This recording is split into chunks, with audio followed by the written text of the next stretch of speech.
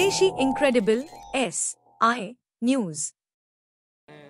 किन मांगों को लेकर आप धरना प्रदर्शन कर रहे हैं? हमारी मांगे दो स्तरीय है, एक शासन स्तरीय है और एक प्रशासन स्तरीय जलिंगम प्रशासन। शासन स्तरीय मांग ये है कि पेंशन पर बढ़ता भार देखते हुए हमारी पेंशन जैसे पावर कॉरपोरेशन, क्योंकि परिषद में वो है हमारे से बड़ा, उसके आश्रितों को 2013 से वो पेंशन ट्रेजरी से दे रहे हैं, तो हमारी पेंशन ट्रेजरी से दी जाए, हमें 7वां वेतनमान हमको लागू किया जाए।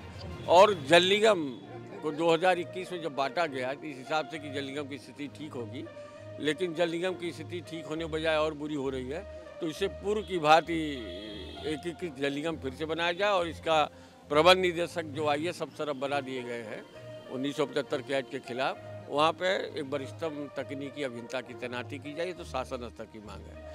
दूसरी जो शासन स्तर की मांग है कि काम की कमी नहीं है, पैसा खर्च नहीं कर पा रहे हैं, इनकी गलत नीतियों के कारण काम नहीं हो पा रहा है, जिससे में सेंटेज नहीं मिल रहा है, तो इसके लिए तो एक कार्य योजना बनाओ और जो बकाया पेंशन और 5 महीने का और वो है वेतन वो तत्काल प्रदान करें।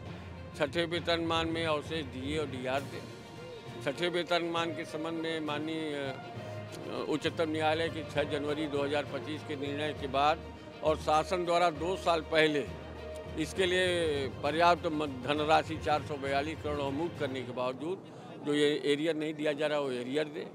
हमारे 500 परिवार अकाल कौलित हुए हमारा साथी, और उसके मृतक आर्थिक तनकोपा की आज तक नहीं हो रही, जिससे वो दर की ठोकरें खाने को मजबूर है, उसकी तत्काल मृतक आर्थिक तनकोपा नहीं की है। अन्य विभागों की तरह हमारे यहाँ भी सुलभ चिकित्सा के लिए कैशलेस व्यवस्था लागू की जाए।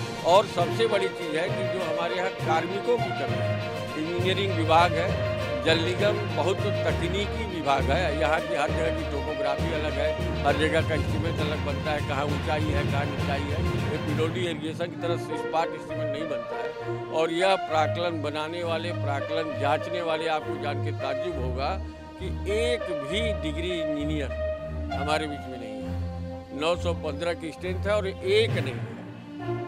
जैसा कि आपकी मांगों को लेकर के अगर सरकार इस पर ध्यान नहीं देती तो आगे आपका क्या स्तर?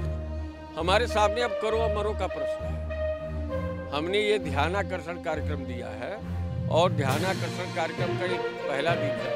कल हमारे पश्चिमी क्षेत्र के लोग धरना देंगे और 6 तारीख को हमारा पूर्वांचल धरना देगा, बाराबंकी से लेके इलाहाबाद फतेहपुर तक।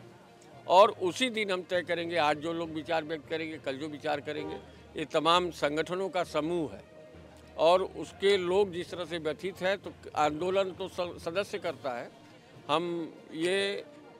हम पदयात्रा कर सकते हैं, हम दंडोत यात्रा कर सकते हैं, हम आमरण भूख हड़ताल कर सकते हैं, या करो मरो की स्थिति में जो कुछ समझ में आएगा सदस्यों को वो सब करेंगे, जिससे इनकी नींद खुले। अगर इनकी नींद खुल जाए, ये बात कर ले। अब आप समझिए कि हमको क्या करना चाहिए। आप पे ही सवाल छोड़ता हूँ कि जब हम कार्यक्रम कर रहे हैं, यहाँ शांति भंग होगी, शांति तो नहीं भंग होने देंगे, हम पूरी तरह से अनुशासित रहेंगे, लेकिन काम बाधित होगा ना। उसके बावजूद प्रशासन इतना निरंकुश हो चुका है कि वो हमसे बात भी करने को तैयार नहीं है। तो मैं तो चाहूँगा आप लोगों के माध्यम से कि आप हमारी बाइट लेने के बाद अगर हमारी बातें गलत हों या इसको गलत साबित करना चाहते हैं, उनकी भी बाइट ले लीजिए कि आप इन बिंदुओं पे जो उनकी मांग है इसको आप काट रहे हैं, तो किस कारण काट रहे हैं, तो उनसे आप बात क्यों नहीं कर सकते। हम आंदोलन के लिए नहीं पैदा हुए हैं, हम लोग भगवान विश्वकर्मा के बेटे हैं, हम निर्माण के लिए हैं।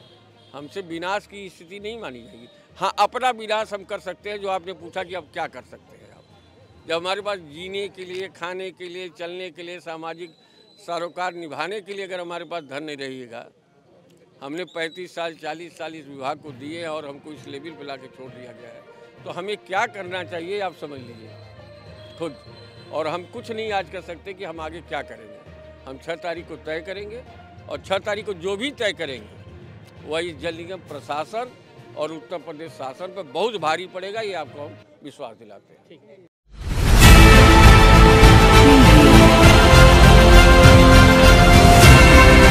और नीचे जो वो सब्सक्राइब का बटन है ना, उसको हिट करो, जल्दी से करो सब्सक्राइब।